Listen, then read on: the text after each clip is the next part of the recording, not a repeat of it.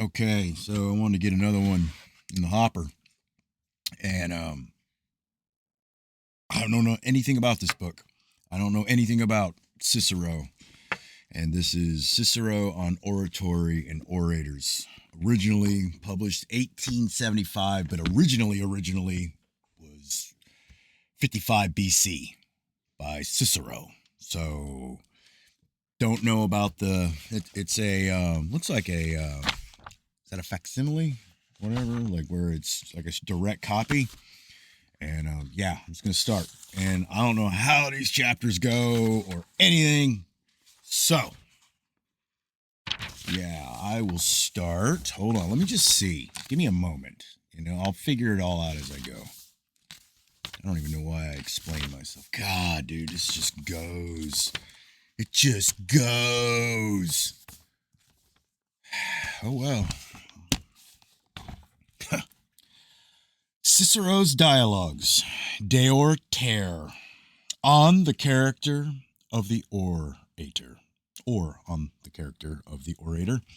Book 1. Wait a minute. There's a dude named Brutus. These guys are having an argument. Okay? Brutus and Cicero are having an argument. I know that much. This, I think, the orator is a rebuttal to something that Brutus said. All those people are against him, I think. And he is defending. That's about all I know. That's it. That's all I can fucking gather. So, anyways, book 1. The argument. These dialogues were written or at least published by Cicero in the year BC 55 when he was about 52 years old in the second consulship of Pompey and Crassus. He composed them at the request of his brother Quintus in order that he might set forth in better form at a more advanced period of life, and after his long experience, those opinions on oratory which he had somewhat hastily and crudely advanced in his early years in his book on invention. The dialogues are supposed to have been held in BC 91 when there were great contentions at Rome respecting the proposal of the tribune Marcus Livius Drusus to allow the senators in common with the equites to be judges on criminal trials. The persons present at the dialogue related in the first book of Lucius Licinius Crassus, Marcus Antonius, his friend, and the two most eminent craters of their day, Quintus Mucius Scaevola, the father-in-law of Crassus, who was celebrated for his knowledge of the Civil War and from whom Cicero himself received instruction in his youth, and two young men, Cassius Aurelius Cotta, the Publius Sulpicius Rufus, youths of much ability and promise, who were anxious to distinguish themselves in oratory, and for whose instruction and precepts and observations conveyed in the dialogues are supposed to have been delivered.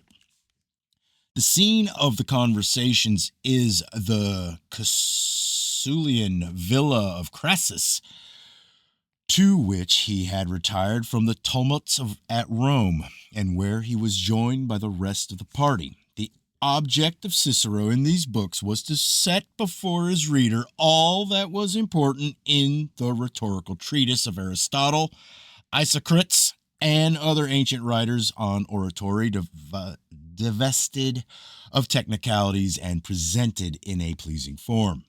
Crassus and Antonius in the first book discourse on all the qualifications of a perfect orator, Crassus being the exponent of the sentiments of Cicero himself and maintaining that a complete orator must be acquainted with the whole circle of art and science. Antonius expresses his opinion that far less learning is required in the orator than Crassus supposes, and that, as universal knowledge is unattainable, it will be well for him not to attempt to acquire too much, as he will thus only distract his thoughts and render himself less capable of attaining excellence in speaking than if contenting himself with moderate acquirements, he devoted his attention chiefly to the improvement of his natural talents and qualifications for oratory. All right. Cicero bestowed great consideration on the work and had it long in hand. 1. As I frequently contemplate and call to mind the times of old, those in general seem to me, Brother Quintus, to have been supremely happy, who, while they were distinguished with honors and the glory of their actions in the best days of the Republic, were enabled to pursue such a course of life that they could continue either in employment without danger or in retirement with dignity.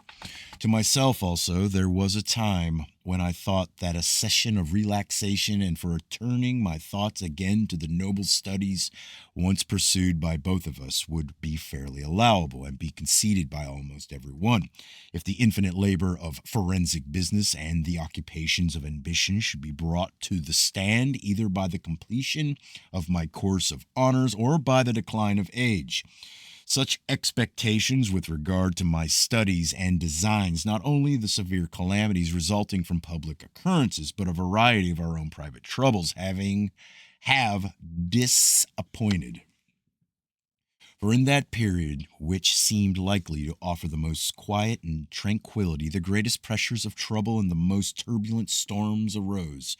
Nor to our wishes and earnest desires has the enjoyment of leisure been granted to cultivate and revive between ourselves those studies to which we have from early youth been addicted.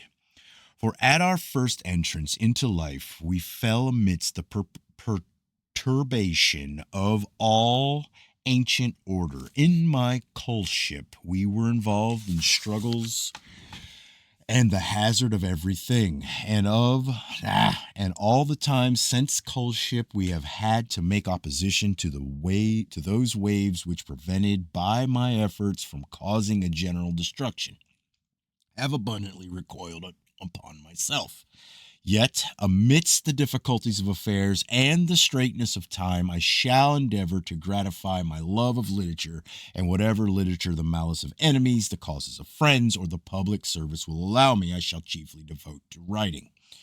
As to you, brother, I shall not fail to obey your exhortations and entreaties, for no person can have more influence with me than you have, both by authority and affection. 2.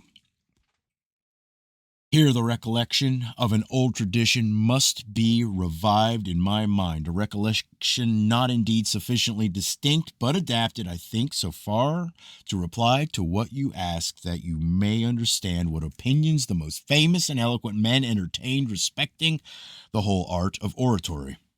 My nose is running. That's how good this is. For you wish, as you have often said to me, since what went abroad rough and incomplete from our own notebooks when we were boys or young men is scarcely worthy of my present standing in life, and that experience which I have gained from so many and such important causes as I have pleaded, that something more polished and complete should be offered by me on the same subjects, and you are at times inclined to dissent from me in our disputations on this matter, inasmuch as I consider eloquence to be the offspring of the accomplishments of the most learned men. But you think it must be regarded as independent of elegant learning and attributable to a peculiar kind of talent and practice. Often, indeed, as I review the thought of the greatest of mankind and those endowed with the highest abilities, it has appeared to me worthy of inquiry what was the cause that a great number of persons have been admirable in every other pursuit than in speaking. For which way soever you direct your view and thought and contemplation, you will see numbers excellent in every species, not only of the humble, but even of the highest arts. Who indeed is there that, if he would measure the qualifications of illustrious men either by usefulness or magnitude of their actions, would not prefer a general to an orator? Yet who doubts that we can produce from this city alone almost innumerable excellent commanders, while we can number scarcely a few eminent in speaking? There have been many also in our own memory, and more in that of our fathers and even of our forefathers, who had abilities to rule and govern affairs of state by their counsel and wisdom. while for a long period no tolerable orators were found, or scarcely one in every age. But lest any one should think that the part of speaking may more justly be compared with the pursuits which depend upon a true studies and a varied field of learning than with the merits of a general or the wisdom of a prudent senator, let him turn his thoughts to those particular sciences themselves and contemplate who and how many have flourished in them, as he will thus be enabled to judge how great a scarcity of orators there is and has ever been. Hold on. This looks like it's breaking in chapters. Nice. So I can thank God. All right. I'm leaving this mofo here. I thought this was just dude talking. All right.